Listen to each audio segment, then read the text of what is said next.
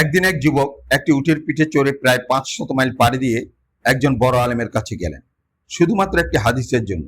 সে আলেমের ঘরের উঠোনে প্রবেশ করে দেখতে পেলেন তিনি তার পোষা প্রাণীটিকে ডাকছেন, কিন্তু সেই পশুটি তার ডাকে সাড়া না দিয়ে আরো দূরে সরে যাচ্ছিল। তখন সে পশুর খাবার দেওয়ার একটি পাত্র দেখিয়ে ডাকতে লাগলো।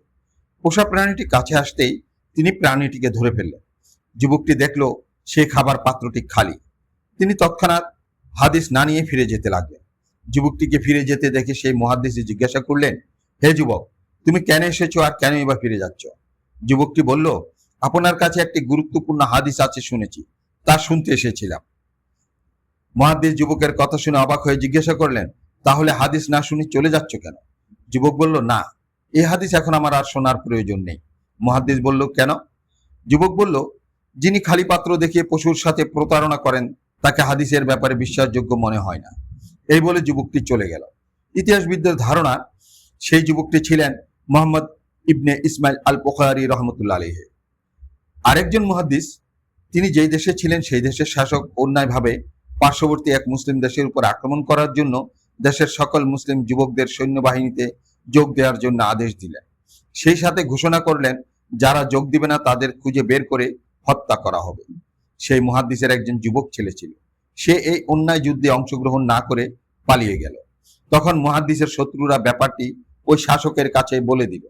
এতে শাসক ক্ষিপ্ত হয়ে ওনাকে ডেকে পাঠালেন। মুহাদ্দিস সেই শাসকের সামনে হাজির হলে শাসক ওনাকে জিজ্ঞাসা করলে তিনি চরম বিপদে পড়ে গেলেন। কারণ ছেলে কোথায় আছে সেই সত্যটা যদি তিনি বলে দেন তাহলে ছেলেকে ধরে এনে হত্যা করা হবে। আবার যদি মিথ্যা বলেন তাহলে একদিনও মিথ্যা না বলা মানুষটি মিথ্যাবাদী বলে পরিগণিত হয়ে যাবেন। এতে রাসূলুল্লাহ সাল্লাল্লাহু আলাইহি ওয়াসাল্লামের হাদিসের দরস আর করতে পারবেন না, এমনকি ওনার থেকে আর কেউ হাদিসও গ্রহণ করবে না, যা ওনার কাছে মৃত্যু সম যন্ত্রণা। ওনার এই অবস্থা দেখে শত্রুরা আনন্দে পুলকিত বোধ করছিল, কিন্তু ওদের আনন্দে বিষাদের অনল ঢেলে তিনি তার ছেলেদের সঠিক অবস্থান শাসককে জানিয়ে দিলেন। শাসক মুহাদ্দিসের কথা শুনে অবাক হয়ে জিজ্ঞাসা করলেন, হযরত, আপনি কি জানেন আপনি কি বলছেন? আপনার কথা যদি সত্য হয় তাহলে এখন আপনার ছেলেকে ধরে এনে হত্যা করা হবে। মুহাদ্দিস বললেন, হ্যাঁ, আমি জেনে শুনেই বলছি। ওনার সত্যবাদিতার মানদণ্ড দেখে সেই শাসক ওনাকে এবং ওনার ছেলে দুজনকেই ক্ষমা করে দিলেন।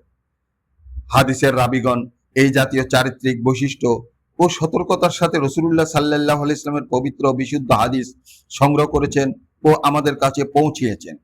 এ জাতি আর অনেক সংগ্রাম ও কোরবানির ঘটনা রাবিদের জীবনীর কিতাব আসমাউর রেজালের পাতায় পাতায় লিপিবদ্ধ আছে।